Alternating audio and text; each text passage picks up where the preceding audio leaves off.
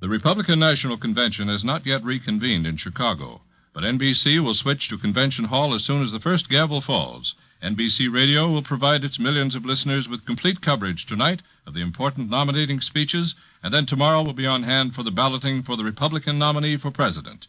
Stay tuned to NBC for all the convention news.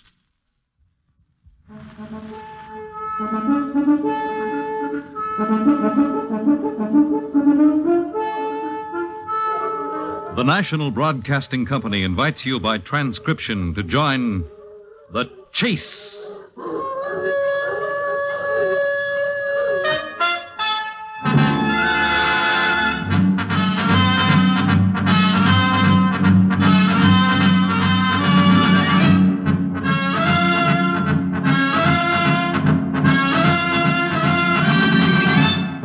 In the animal world, there is the hunter and the hunted.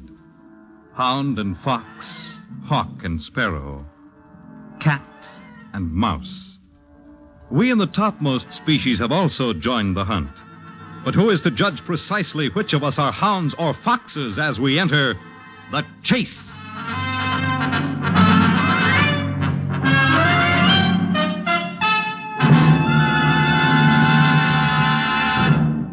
Me?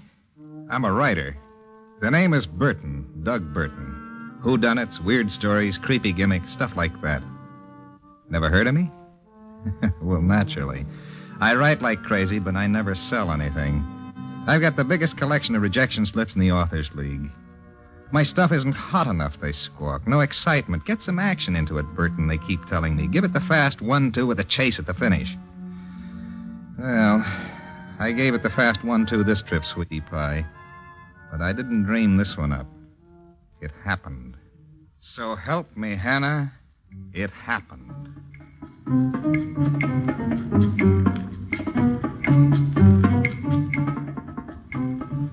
It was in Havana, Paris with a Spanish accent. Oh, what a town. I fell into a fast 400 on a first-rate story in New York. It was a honey, sweetie pie, an original, with maybe a little twist here and there I stole from Ambler and E.A. Poe. It was enough to take me down to Cuba, where I figured I'd get some inspiration and new background material, but the weeks rolled by and the dough ran out and the great American whodunit didn't register. I started bumming singles from tourists, and after a while I was down to quarters, and then it was just cadging drinks. I finally ended up the way they said I'd end, a broken-down hack in a dirty guayabera, leaning across a pockmarked native gin mill bar, telling the barkeep what a great book I could have written. Hemingway? Listen, I could have given Ernesto cards and spades, and that goes for Faulkner, too. Un otro daiquiri, amigo, see? You are a writer, senor? Sure, I'm a writer. Forgive the intrusion, but I could not help overhearing your conversation with the barkeep. Will you join me in a drink? Well, I don't mind if I do. No la quiere, Pedro. My name, senor, is Fernando. Mine's Burton. I come from the States. Obviously, senor. You are well known there as a writer? Well, more or less. And what do you write? Mystery stories. Now, don't laugh. Poe wrote them, didn't he? Masterpieces. So did de Maupassant. And I got a novel in mind that'll cop the Pulitzer. A mystery novel, senor? Sure. When will you write it? Well, just as soon as I get an idea. I only ask because we are both in the same profession, senor. Oh, you scribble too? I am a publisher. A book publisher? And my specialty is detective stories. Holy smoke. Senor? I mean, what a break. The two of us meeting at a bar. Hey, this might turn out to be a deal. Well, I hope so, senor. Please, my card. You must come to see me when you have something to offer. Sure, I'll come. Give me a day or two, Mr. Fernando. I'll dig up a yarn. I would be delighted to hear about it, Senor Burton. By the way, do you have a card for me? I just gave my last one away. But I'll give you my address. I got a room on the Malecon, number 12. Número 12. Bueno. Perhaps I will get in touch with you, Senor Burton. It has been a pleasure to know you. Oh, leaving already? See, I have an important engagement with my printers. Oh. Ay, caramba. Well, what's the trouble? This letter. I was to have mailed it yesterday. But like a fool, I have forgotten and carried it with me. It's too late now to mail, and I cannot deliver it in person because of my appointment. Well, you want me to do it for you, Mr. Fernando? No. This is too important. It is a letter to one of my clients. Oh, come on. Let me have it. I'll be careful. Can you leave right now? I got nothing else to do. You are very obliging, senor, and I am grateful to you. The address is on the envelope. Please make certain it is delivered promptly. I'm on my way. Take a taxi, senor. A taxi? Of course, I must pay for the fare. Here is $5, Senor Burton. Oh, well, that's okay. No, please, you must accept it. And let me thank you once again. Why not drop into my office? I should be there in perhaps 1 hour. We can discuss a projected story, and it is quite possible we can make a tentative deal. Oh, I'll be there, Mr. Fernando. You can count on it. And I will be waiting for you, senor, after the letter is delivered.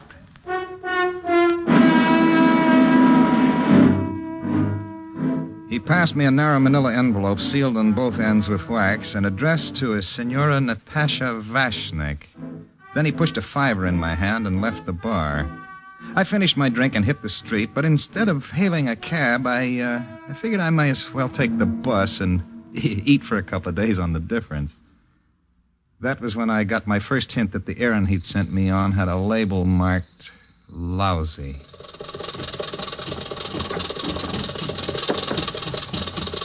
In Havana, a bus is called a wah-wah, and it shouldn't happen to a dog. The chassis is put together with scotch tape and chewing gum, and the passengers are packed in like anchovies, breathing down each other's throats. I was jammed into the rear with a garlic-smelling boy on one side and a fat duena on the other, while right behind me was a guy I didn't notice until I felt his fingers frisk the pocket in my pants.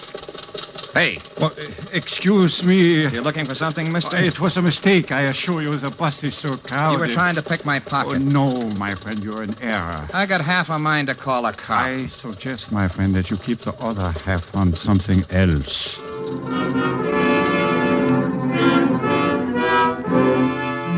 He had a German accent and a thick red beard, but the most significant part of this gorilla's personality was the point of a knife he held pressed against my spine.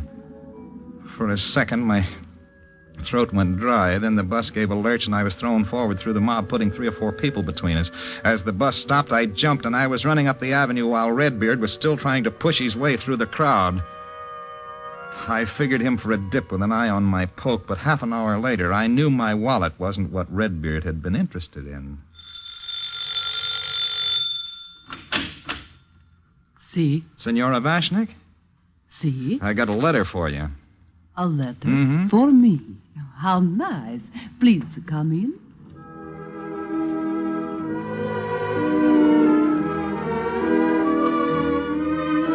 She had a Russian accent and a shape she didn't get from eating borscht. And when she smiled and showed her pretty dimples, it made me feel like warbling, "Oh, Chichornia." She led me into an overfurnished living room and pointed to a table and 3 chairs. I sat down on one of them. She took another, while the third was occupied by a dozing Maltese cat who raised his fur and spat as soon as he laid eyes on me. Quiet, Boris. He is not used to strangers. Signor... Burton. Doug Burton. An American? No. Yeah. You say you have a letter. Right here. But it was very kind of you to deliver it. You must stay and have a drink. Well, I've got an appointment. Just one, Mr. Burton. For the road. Da, for the road.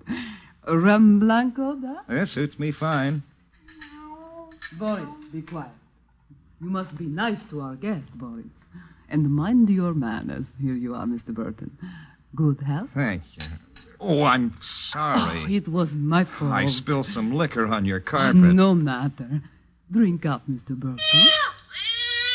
Boris. Boris, keep away from there. Boris!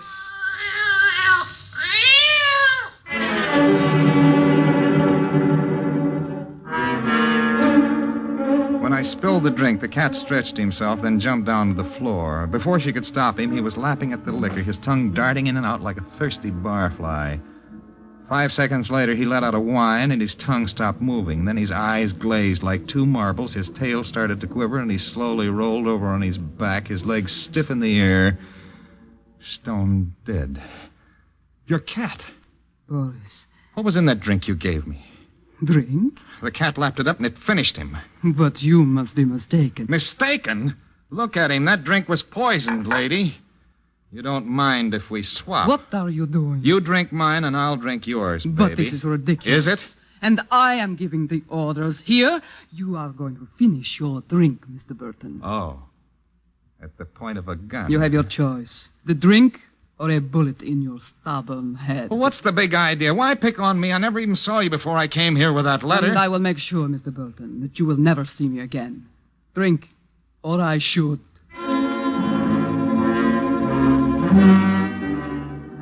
It was crazy. I deliver a letter to a dame I never met, and she tries to dose me with cyanide. Then she pulls a rod as big as a cannon and shoves it in my face. And she wasn't waiting too long for me to make up my mind either. A glass of poison or a slug. I had my choice. You must be nuts, lady. Drink, I tell you. No? Then I shoot.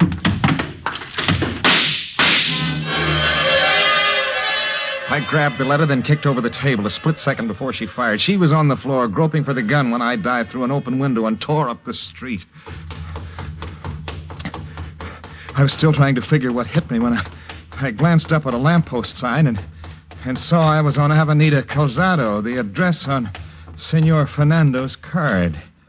His number was 87, and I was in front of 96. 95 was a butcher shop. 89 was a laundry, and a moment later I saw that what should have been number 87 was an empty lot.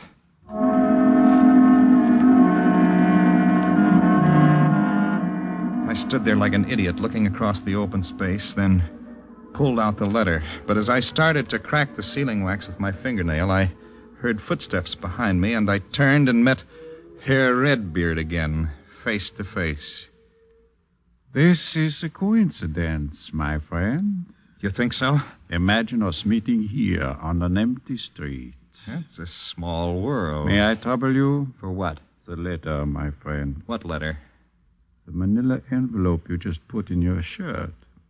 You sound anxious, Barbarossa. I am, my friend, most anxious. Anxious enough to use this knife. That won't be necessary. I was hoping you would be reasonable. You've been looking for it, and now you can have it. In your pussy!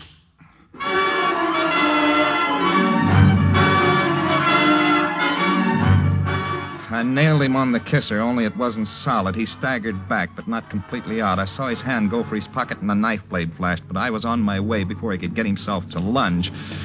This time I wasn't fresh, and my wind was bad, while he was only 20 yards behind me and gaining fast. As I turned the corner, I saw a double pair of glass doors under an awning on my left, and I ducked inside to find myself in a tourist dine and dance joint called the Capitolio.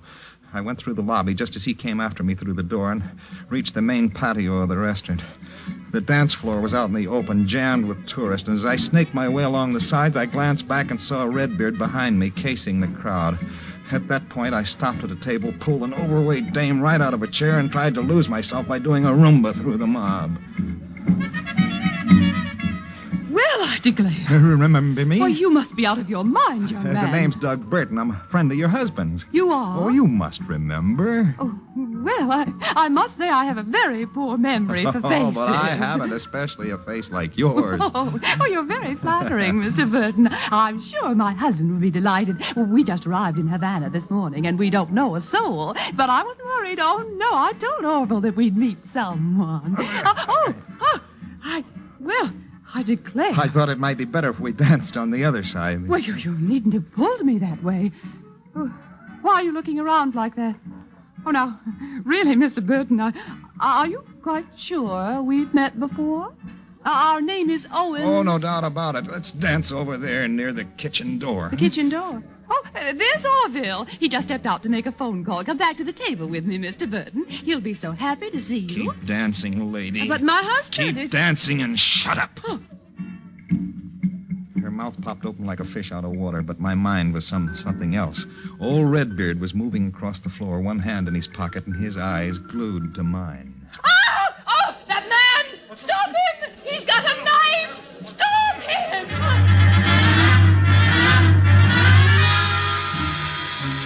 I was halfway through the kitchen when she started to yell, and the confusion on the dance floor gave me a 30-second start. That was all I needed to grab a cab and direct him to my roach-ridden flat on the Malacone.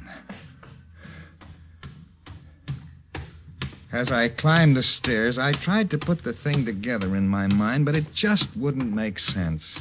The answer, I thought, must be inside the manila envelope, and I was planning on having a look just as soon as I reached my room, but I hadn't figured on unexpected company when I opened my door. Senor Bert, Surprised, Fernando? a little. I must confess. Why? Didn't you expect to see me alive again? Senor, Don't senor me, you double-crossing weasel. They tried to poison me, shoot me, and stick a knife in my liver. I've been chased from one end of Havana to the other. Now I'm finding out why. Senor, please, you are joking me. Stand still. I'm not armed, senor. I have no weapons. Then start making with the answers. What would you like to know? You're no book publisher. Agreed, senor. You sent me up to that Russian dame, and she tried to kill me. Also agreed. Why? You were taking my place, senor. You see, if I had delivered the letter, she would have killed me. This was a very uncomfortable thought. So I sent you in my place, naturally. Naturally. I was warned, senor, that the bearer of that letter would be automatically liquidated, so he would be unable to ever identify the lady again. I have a great love of life, senor, and I decided to give you the honor of dying in my place. Thanks. Don't mention it, senor. And now I got a little surprise for you, sweetie pie. See? I'm gonna beat your brains out with a coat hanger. Don't touch me, or I will call the police. That'll be just dandy. I can tell them you're a housebreaker, and I set you up for the cooler just before they came. I did not break into your room, senor. The door was open. Which brings up another point. Why did you come here? Why, senor? And make the answer a good one while you still got your own teeth. I just wanted to call on you, senor. Come again? Senor, you make a big mistake. Once more, and make it sound better this time. Don't hit me again. I tell you all, I came here to see if you had any papers. Identification, a passport, perhaps. I thought I could use it to get in the United States. Pretty sure I wouldn't show up alive, weren't you? Si, senor. Why? I told you. I knew that the man who delivered that letter would not live to talk about it. I received $500, senor, to make the delivery. You turned it over to me for a fin. What's in that letter that makes it so important? I don't know, senor. I was warned not to break the sealing wax. Okay, let's have a look. Senor? Well? This may not be wise. You got 500 and they tried to knock me off to keep me quiet. I've written a lot of mysteries, mister, and this one takes the cake. But there's a payoff to every whodunit, and I'm getting that payoff now. He watched me like a hawk as I opened the flap and slipped out a single sheet of paper. I unfolded it, took one good look, and then stared at Fernando, too stupefied to talk. The sheet of paper I took from the envelope was completely blank. One of us must be crazy. Si, senor. Look at this paper. I am looking, senor. It's blank. Si, senor. You mean this envelope was worthless? Perhaps. And you got half a G to deliver it? A joke, no? No. It is one of those things that cannot be explained. You cannot get blood out of a stone, senor. But you're no stone. Senor! You got the answers, Fernando, and you're giving them to me. No, senor. I have no answers. I have told you all. I swear I have told you. Senor!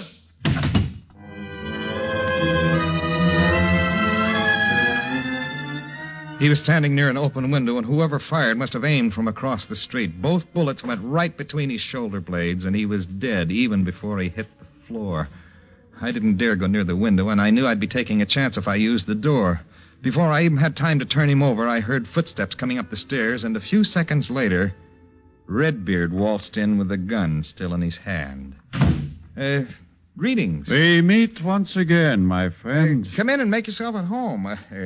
Sorry I can't introduce you to my other guest. He's indisposed. I will not stay long. Oh, incidentally, we've never been formally introduced. This is not necessary. Oh, but if you're going to shoot me, you ought to do it on a friendly basis. You're a cool one, my friend. The name is Burton. If it'll make you feel any better, you may call me Fritz. German? Yeah. Germans, Russians, Spaniard. This is getting to be an international Kathy Clutch. The letter, please. The letter? Please. Well, help yourself. It's on the table. The envelope is on the table, but you have the paper in your pocket. Give it to me. Come and get it, Fritzy. Must I remove it from your body? I'll make a deal with you. You'll make a deal with me? Hmm? You're forgetting that I have the gun, my friend. Oh, my memory's not what it used to be. The letter, no more talk. It's all yours, Fritzy. Here.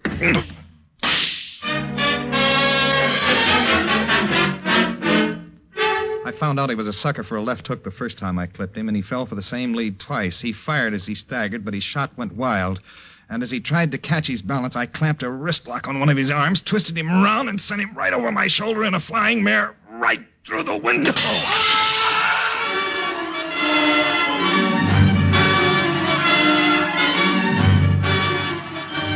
By the time I reached the entrance to the building, a crowd had gathered, and the cops were on the way. With a corpse in my flat and another one under my awning, explanations would have been hard to come by, so I sidled around the jabbering group on the sidewalk, strolled up the street, then broke into a run as I turned the corner. There was still one party left alive who knew the score, and I headed in her direction. But this time, I didn't use the front door to get in. I climbed through a kitchen window in the back, then walked softly through the hall and found her pacing the floor in her overfurnished parlor, biting her nails in frustration. Hello again. You. Don't move any nearer to that desk, baby. This time I'll hold on to the artillery just to change the plot. Very well. What now?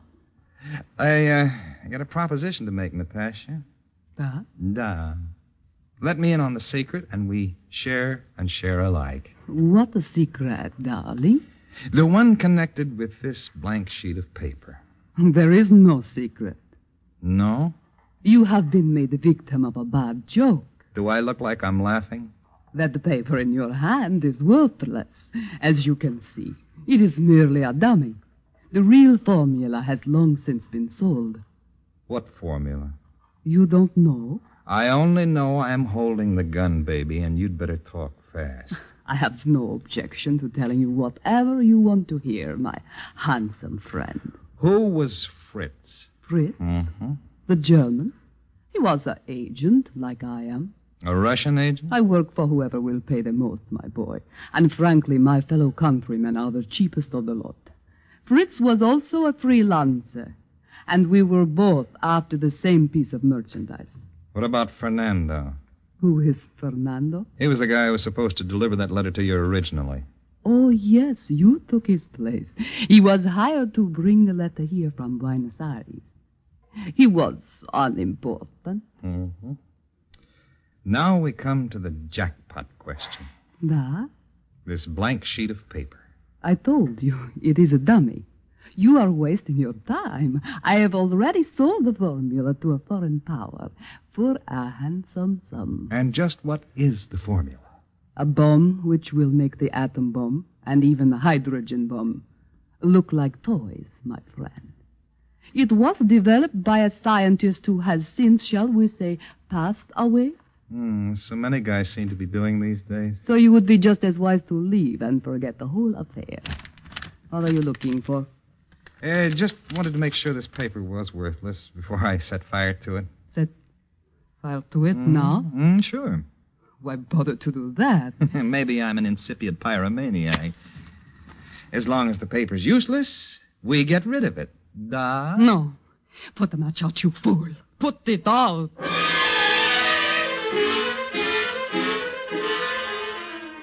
As the edge of the blank sheet of paper started to burn, her face turned green, and she almost scorched her fingers off trying to reach the flame.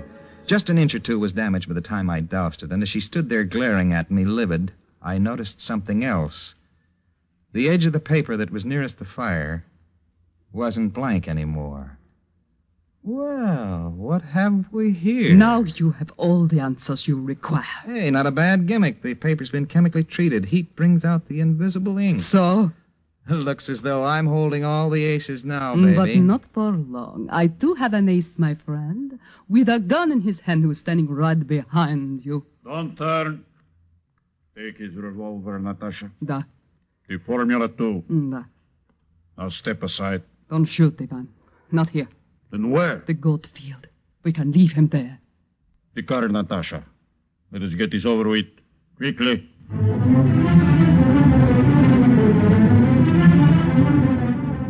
I was cornered and I knew it, so I didn't say a word. They shoved me outside to a closed sedan and dumped me in the back, while Natasha drove and he held the rod against my ribs. 15 minutes later, we reached an open garbage dump with nothing and no one in sight except 2 goats. Wait here, Natasha. Hurry, Ivan. You, Mark. Yeah,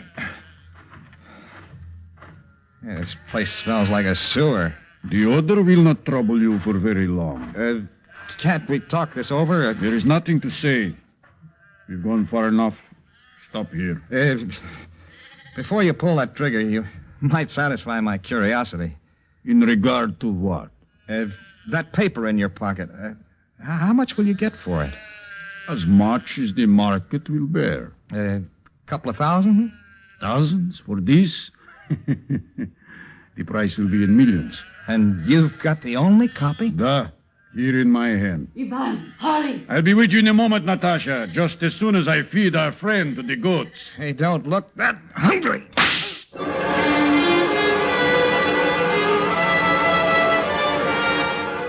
I took the only chance I had left and lunged for the gun, but this trip my luck didn't hold completely. I felt the sting and heat of the slug as it passed right through my shoulder, but I managed to get one arm and a stranglehold around his throat. He dropped the gun in surprise as he struggled for air, and I could feel the last of my strength begin to leave when his windpipe snapped. He was flat on his back as I turned to face Natasha, who had left the car, and I knew I was even too weak to hold her off as she tried to tear me apart with her fingernails, but she wasn't watching me or her sidekick. She was staring at one of the goats, a stunned expression in her eyes and her jaw hanging open like a lavalier. The paper. He was holding it in his hand. Where is it? The goat. Look. The paper had slipped from Ivan's hand as we struggled, and it had blown a few feet away across the dump. One of the goats had started to chew it, and I turned just in time to see him munch the last of it and swallow it whole. Well, that's the story, sweetie pie. Except for an addenda or two.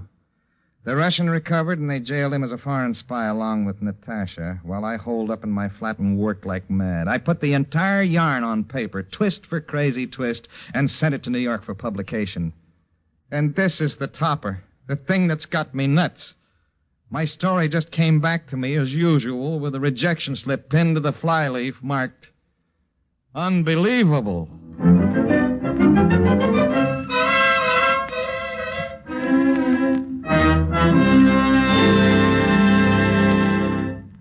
In the animal world, there is the hunter and the hunted, hound and fox, hawk and sparrow, cat and mouse. We in the topmost species have also joined the hunt. But who is to judge precisely which of us are hounds or foxes as we enter the chase?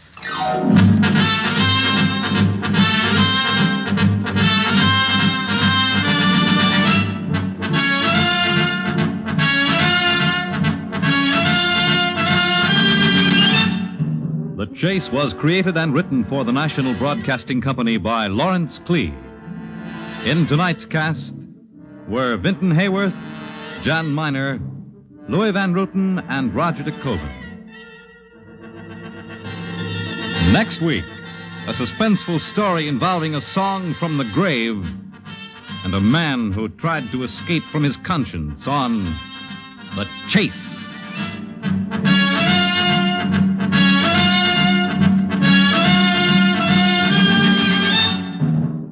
The Chase was directed and transcribed by Dan Sutter. Fred Collins speaking. Attend the Republican Convention on NBC.